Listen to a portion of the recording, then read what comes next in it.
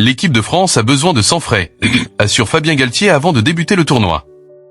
À l'occasion du lancement du tournoi des 6 nations à Édimbourg, Fabien Galtier est revenu sur les choix de sa liste avant de se projeter sur l'arène des compétitions de l'hémisphère nord.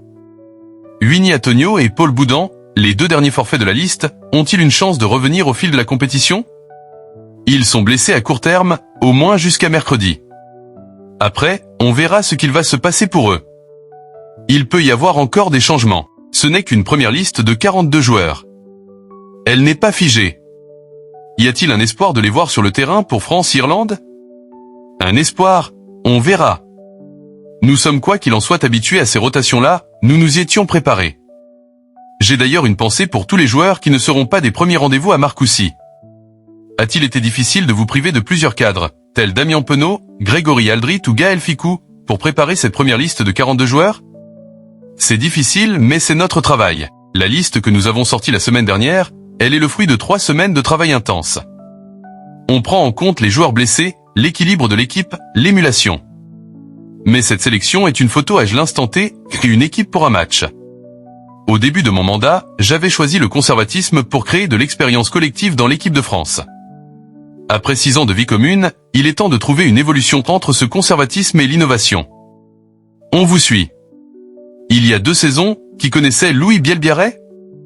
Peu de monde. Il faut donc donner la chance à nos jeunes joueurs les plus talentueux de porter le maillot. Ils méritent d'être vus et revus.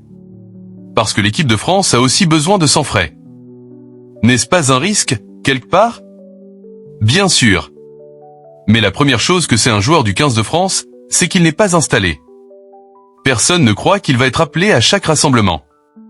Pour parler de ma propre expérience, j'ai toujours su que la sélection, c'était à court terme. En clair, on aurait pu rester sur le groupe ayant remporté le tournoi des 6 nations 2025, mais nous avons aussi choisi d'innover. Que pouvez-vous nous dire au sujet de Mathieu Jalibert, qui pourrait conduire le jeu de l'équipe de France contre l'Irlande? Il est très bon et a toujours été là, avec nous, depuis 2020. Il y a en effet 6 ans que je fonctionne avec 3 ouvreurs identifiés, Romain Ntamak, Mathieu Jalibert et Thomas Ramos. Les 3 ont d'ailleurs joué pendant le dernier tournoi des 6 nations. Est-il compatible avec Antoine Dupont ou alors, le côté purement éjecteur de Maxime Lucu lui convient-il mieux? Sur un plan offensif, Mathieu Jalibert a toujours été très bon avec nous. La compatibilité entre un 9 et un 10, c'est la question qu'on se posera avant.